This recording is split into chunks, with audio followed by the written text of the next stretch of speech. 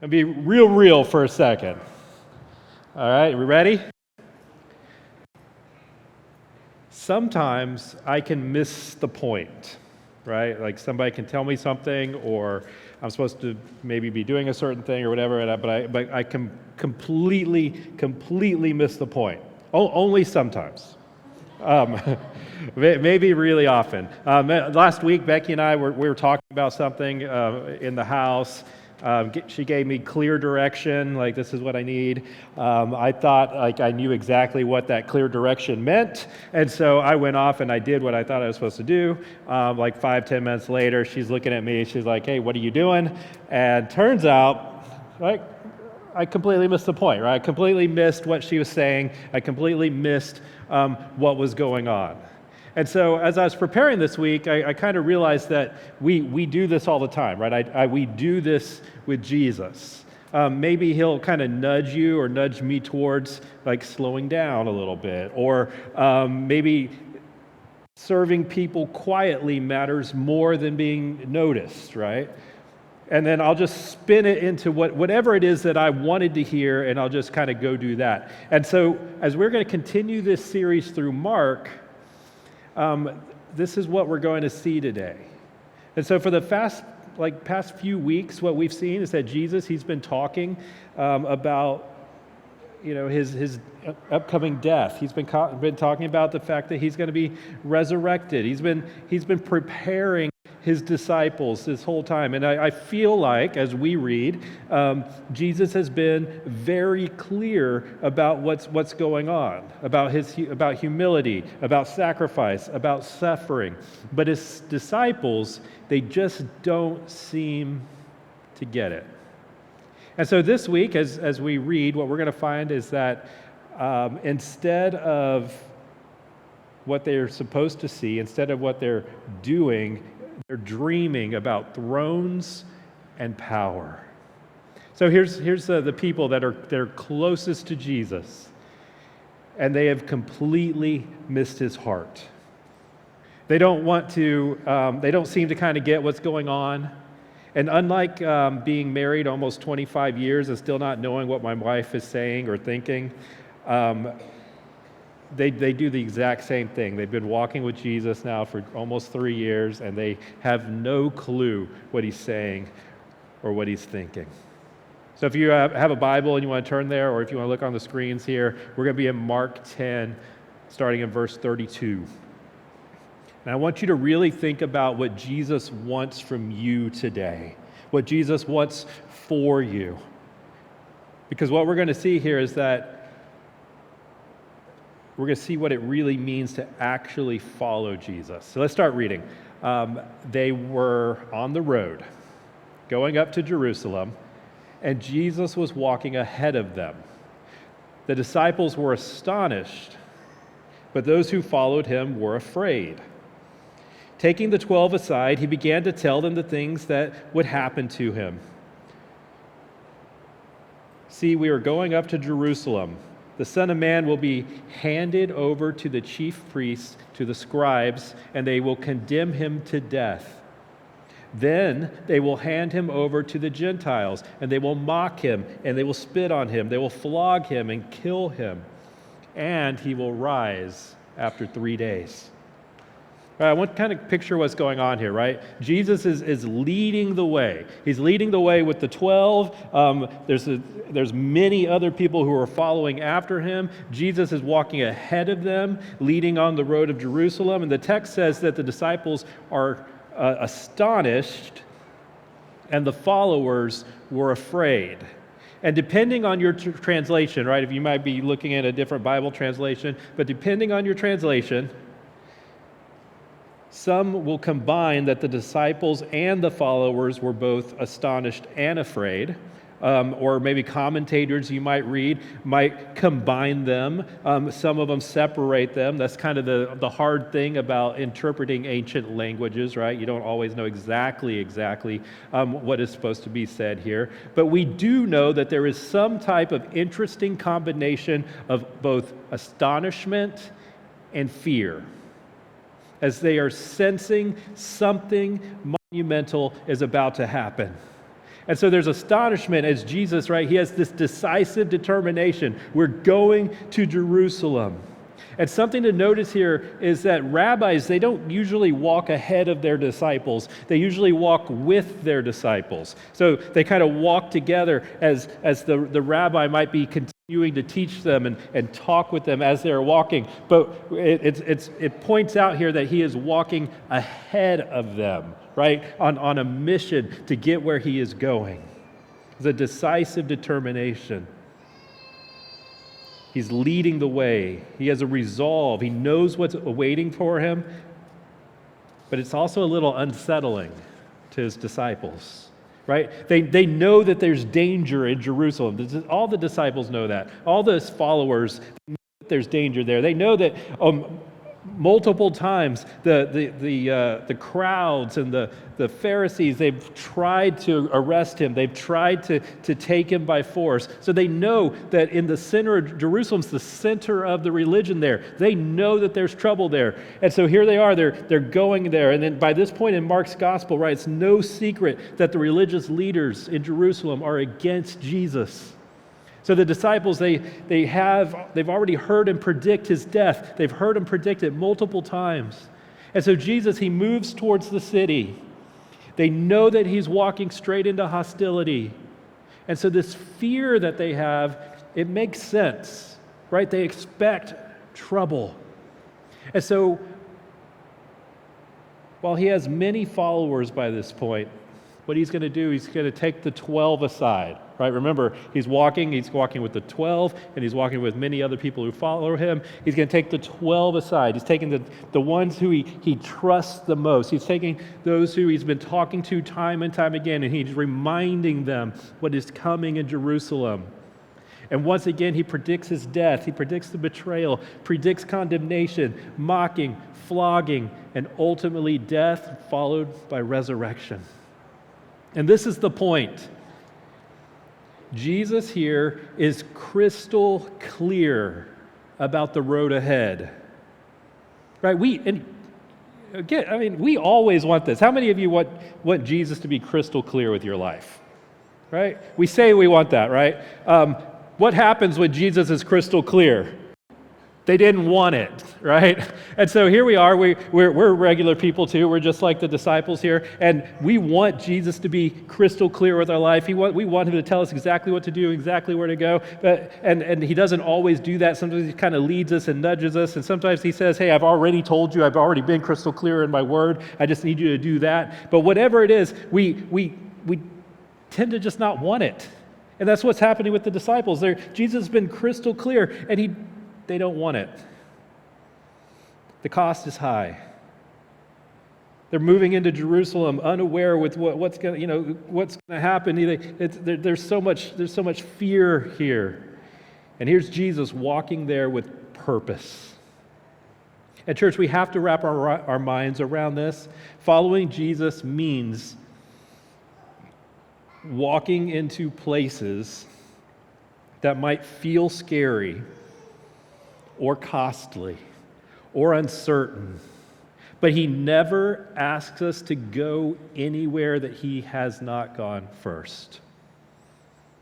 And so today, if you're feeling called to make a next step, to take another step with Jesus, he's going ahead of you.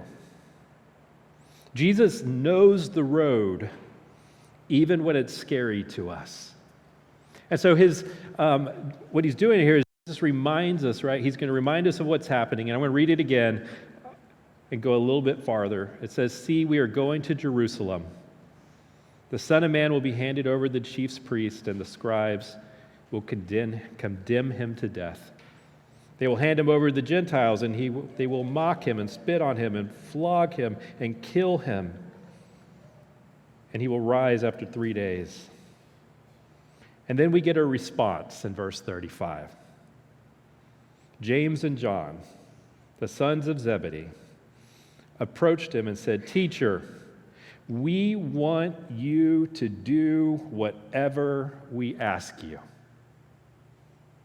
We want you to do whatever we ask you, okay? Now, this little portion here, this is basically the whole sermon, okay? I'm going to go a little longer than that, but this is the whole sermon. So if you, after we get through this portion here, if you want to go to sleep, that's okay. This is it. This is the big part of the sermon. Things get real.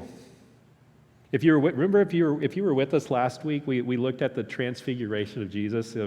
Remember Jesus, he starts glowing, and Elijah and Moses show up, and God speaks, and 3 guys were with him on the mountain when this happened. And 2 of those guys were James and John. The other one was Peter. And so James and John, the 2 that just said, hey, Jesus, I need you to do whatever I ask for you. Remember, they were on the mountain with Jesus. And so here they are. They've come down from that mountain. They've seen these cool things happen. And I want you to go back to Mark 9, verse 7. It says, a cloud appeared, overshadowing them. Who's them? Jesus and James and John and Peter. A cloud overshadowed them, and a voice comes down from the cloud. This is my beloved Son. Listen to him. Listen to him. This is my Son, right? And I want you to catch what God did not say to Jesus. He did not say, demand whatever you want. He did not say, the God did not come down in the cloud or come with the cloud and say, hey, this is my beloved Son. Go make sure you get whatever it is that you're wanting. Go make sure you grab Jesus and say, whatever, hey, I need you to give me whatever. He didn't do that. God says, this is my Son. Listen to him. These 2 guys, these 2 brothers, they have probably seen the coolest thing ever, other than the resurrection, which hadn't happened yet. And they're told then to listen to Jesus. And they think, I need to make sure I get mine. Let's keep reading and see what they want, right? Maybe it's something good, right? Maybe they're like, hey, Jesus, I need you to do this for me. I want to be a vital part in seeing the world transformed. Maybe they want to see more people come to know and follow Jesus. Maybe. Let's see. What do you want me to do? Jesus asked them. All right, here it comes. He answered them. Allow us to sit at your right and your left in glory. Jesus said to them, you don't know what you're asking. Are you able to drink of the cup I drink, or be baptized into the baptism I am baptized with? We are able, they told him. Jesus said to them, you will drink of the drink that I drink. You will be baptized with the baptism I am baptized with. But to sit at my right and my left is not mine to give. Instead, it is for those whom it has been prepared. Man, do you ever wonder why Christians around you can't seem to get their stuff together? Or do you ever wonder why maybe you can't get your stuff together, or I can't get my stuff together? Do you ever wonder why,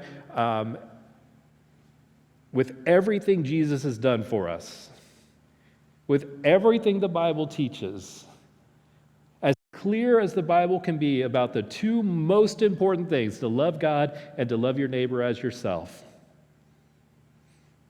we are still just as miserable, anxious, resentful, sinful, and selfish as ever.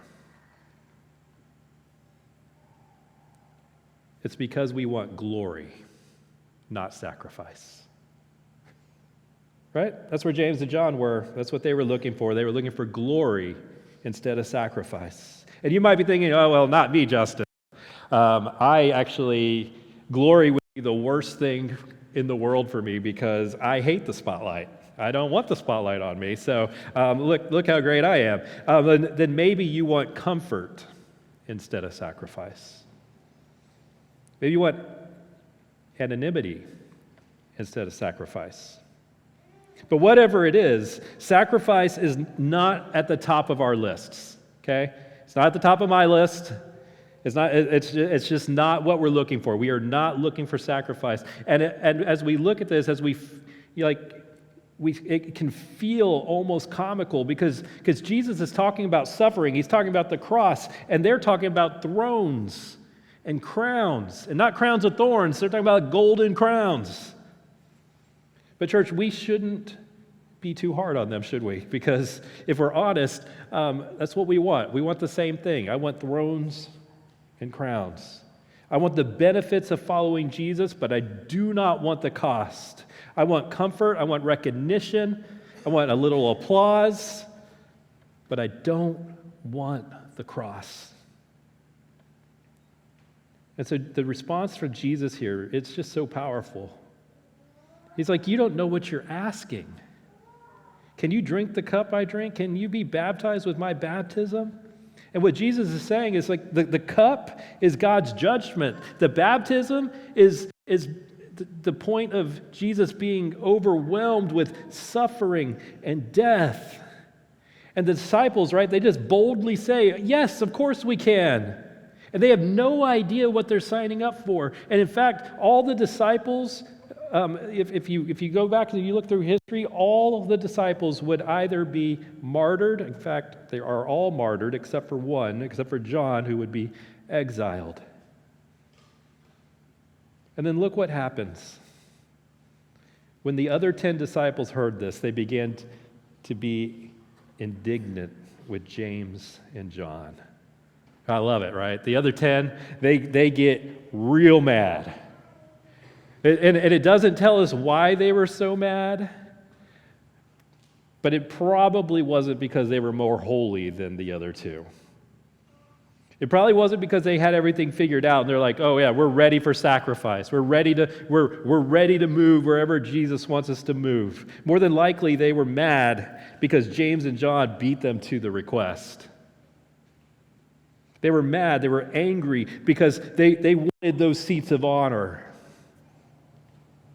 They wanted all the greatness. James and John just happened to speak up first. And here's why I think that, right? Again, it doesn't tell us that, but this is why I think that. Jesus is already ready, right? He responded to James and John. He said, hey, you can't handle it. But now he's going to respond to the anger of the 10. Okay, remember, it doesn't tell us why they were angry, but we've already seen other parts where Jesus knows what the Pharisees were thinking and he answers their questions. He knows what's going on in someone's heart and he answers their questions. So it doesn't tell us what's going on in their hearts. It doesn't tell us what they're thinking, but he's going to answer their question. And Jesus calls them over and he said to them, you know that those who are regarded as rulers of the Gentiles, they lord it over them. And those in high positions act as tyrants over them. But it's not so among you.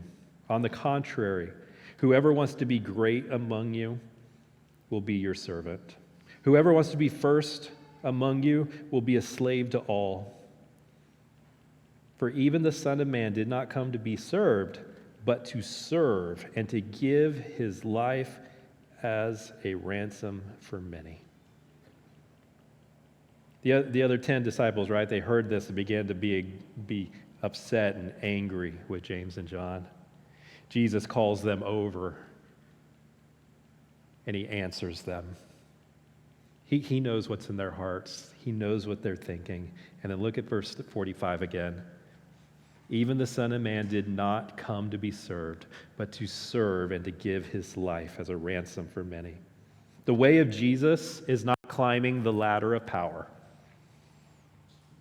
It's climbing down into servanthood. The greatest in God's kingdom is not the one with the title, but it's the one with the towel. And so when Jesus shows them, right, he shows them what this looks like.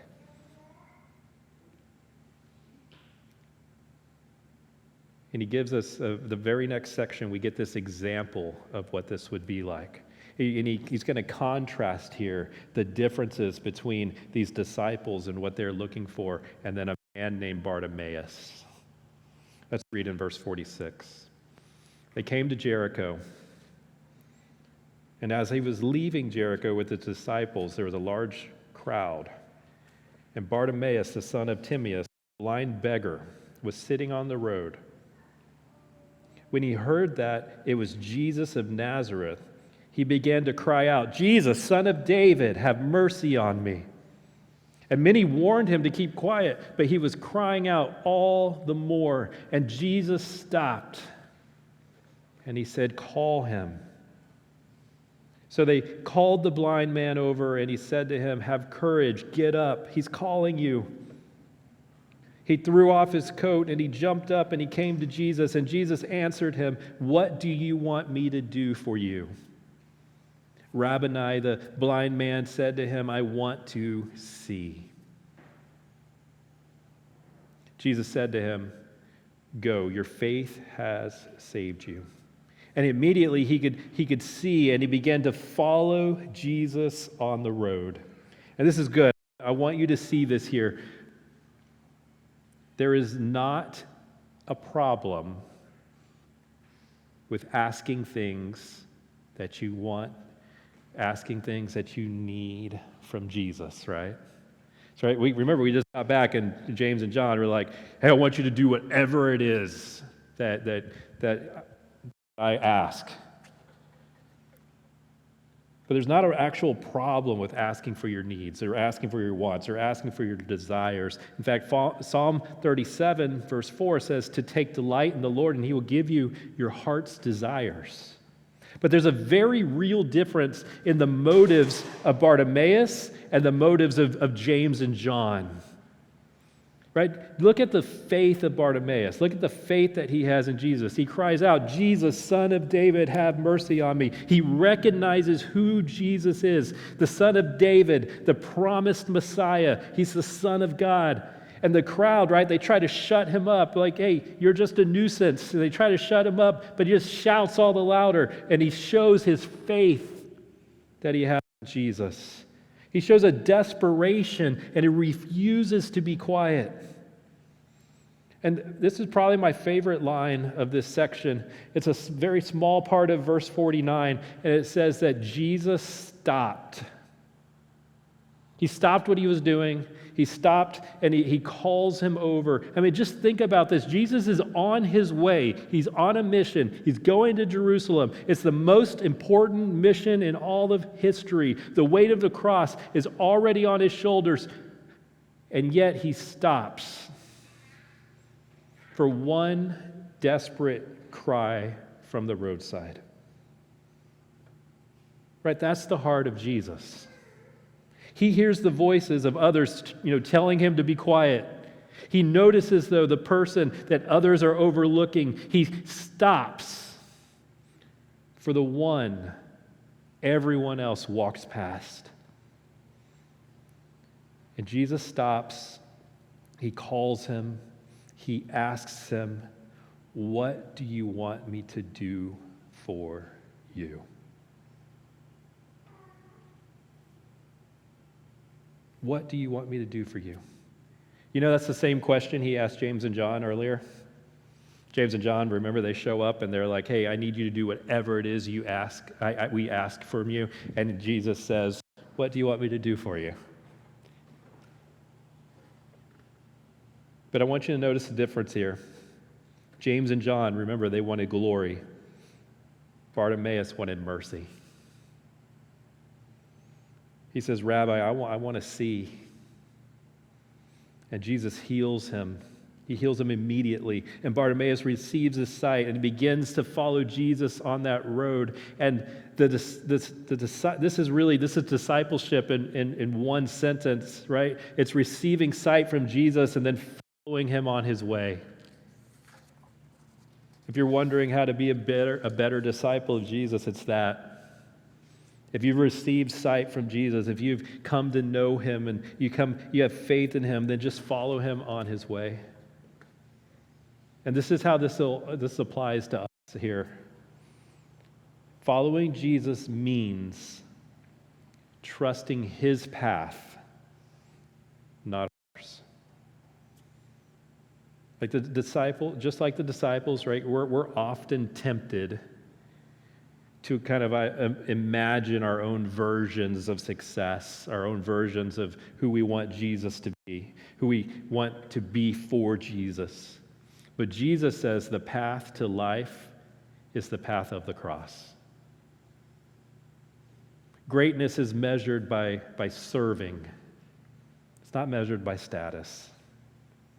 In your workplace, in your family, in your neighborhood, in your church, what would it look like if you weren't leading by demanding to be served, but instead you just kind of quietly served others? Right? And then we need the faith of Bartimaeus. Sometimes we're blind, but we don't realize it, and we need to cry out to Jesus, "Have mercy on me.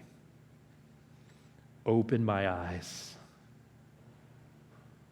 And then here's probably the best part that's not so much in this passage, but James and John, who found themselves on the mountaintop, who heard directly from God, "This is my son, listen to him," and then would come down, and the first thing they thought, how this applies to them, listen to Jesus, was demand things from Jesus, right? These same people that sometimes look like us and sound like us because we do the same type of things, right? They become like mighty in the church. They end up being part of knowing and leading people to faith. They can become part of leading the church. They write our Bible, right? So as we in this little section, as we kind of come down on James and John and we lift Bartimaeus up, it's never too late, is it? James and John, who are definitely a problem in this section, become leaders in the church. This section begins with disciples who don't see clearly, but it ends with a blind man who does. And so maybe the question that we need to ask today is, who am I? Am I like James and John, still chasing status, still wanting Jesus to fit into my agenda? Or am I like Bartimaeus, crying out for mercy, willing to follow wherever Jesus leads? And friends, this is the good news. Jesus is still walking the road ahead of us. He's already carried the cross. He's already conquered death. And now he invites us to walk in his footsteps, serving, trusting, and seeing clearly.